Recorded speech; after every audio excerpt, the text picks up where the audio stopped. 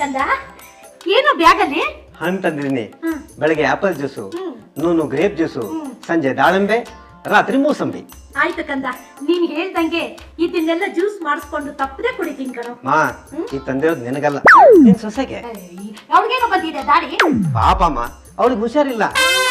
ಅಲ್ಲೋ ಕಂದ, ನಾನ್ ಹುಷಾರ್ ತಪ್ಪದಾಗ 3 ಹೊತ್ತು ಗಂಜಿ ಕೊಡ್ತಿದ್ರಿ, ಈಗೇನ್ ಸ್ಪೆಷಲ್? ವಯಸ್ಸಿರೋರ್ಗು ವಯಸ್ಸಾದವ್ರಿಗೂ ಒಂದೇನಾ? ಡೈಜೆಷನ್ ಲೆವೆಲ್ಲು 90 ಇದ್ದಿದ್ದು 30 ಬಂದಿರುತ್ತೆ ರೀ.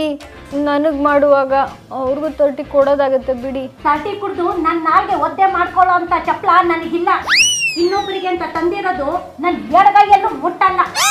ನೋಡ್ದೇನೆ ನಮ್ಮ ಮದರ್ ಇಂಡಿಯಾನ ಇನ್ನೊಬ್ಬ ರೀಲ್ಸ್ಗೆ ತಲೆನೂ ಕೆಡಿಸ್ಕೊಳ್ಳಲ್ಲ, ಬೇಡದೇ ಇರೋ ಅಕೌಂಟ್ಗೆ ಲಾಗಿನ್ನೂ ಆಗಲ್ಲ. ನಿಮ್ಮ ಮದರ್ ಇಂಡಿಯಾ ಹೇಳಿರೋದು ಎಡಗೈಯಲ್ಲಿ ಮುಟ್ಟಲ್ಲ ಅಂತ, ಆದ್ರೆ ಬಲ್ಗೈ ಬ್ಯಾಗ್ ಮೇಲೆ ಇದೆ.